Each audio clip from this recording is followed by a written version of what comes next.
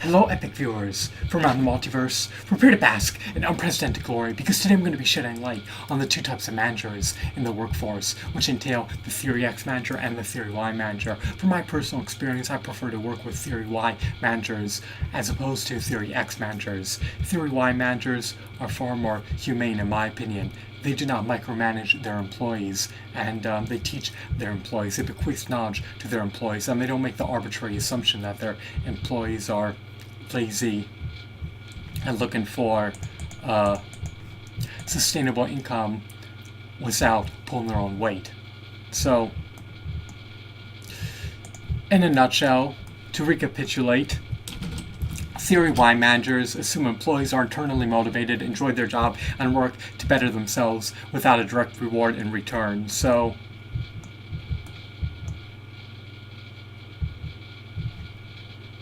they help employees achieve their higher aspirations, and they help them attain self-actualization and self-esteem needs.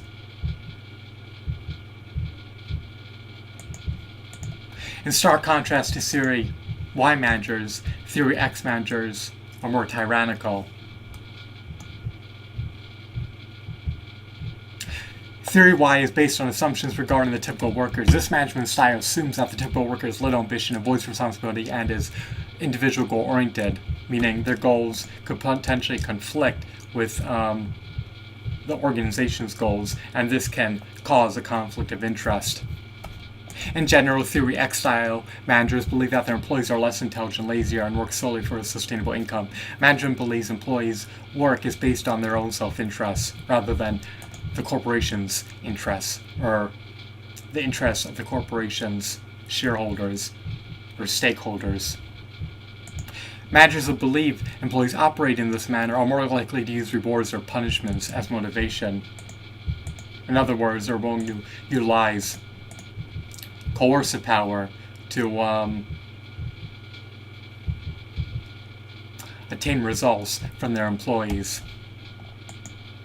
Due to these assumptions, Theory X concludes that the typical workforce operates more efficiently under hands-on approach to management. Again, this ties into what I was explaining earlier. Theory X managers essentially believe that their employees lack ambition, that they're not tenacious, and that they need to be micromanaged and forced into indentured servitude and presided over, rather than being able to be left to their own devices and operate independently.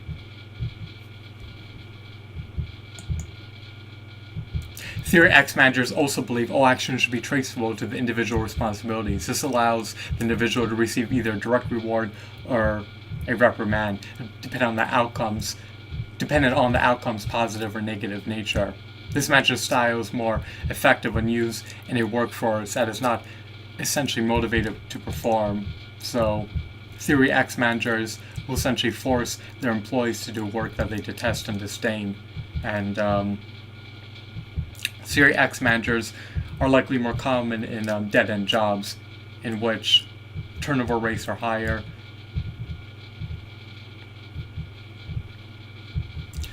and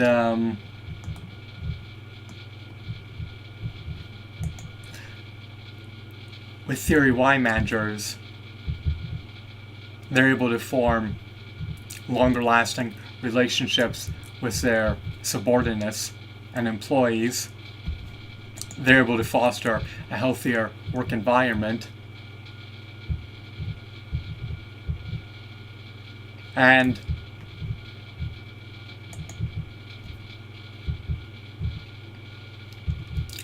they're open to their employees' ideas, and they embrace their employees' creativity, ingenuity, and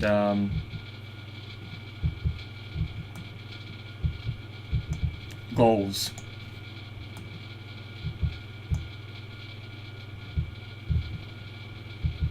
So the rules and practices in an environment in which Theory Y managers have will reign over, or more relaxed and more unvarying relative to the work environment that Theory X managers have jurisdiction over.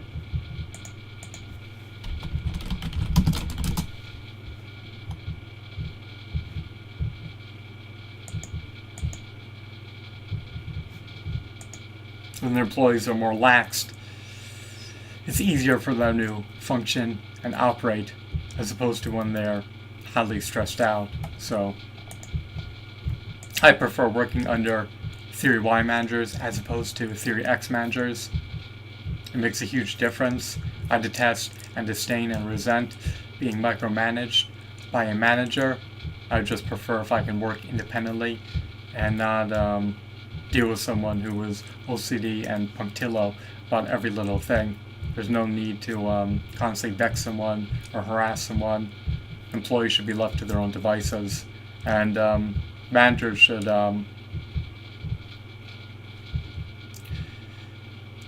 help instill employee morale and help create a positive workforce environment, and should not exude coercive power. And they should be inclined to reward their employees and acknowledge their employees for their hard work, efforts, time, and energy. So that's the difference between Theory X and Y managers. If you have a job that requires grueling, agonizing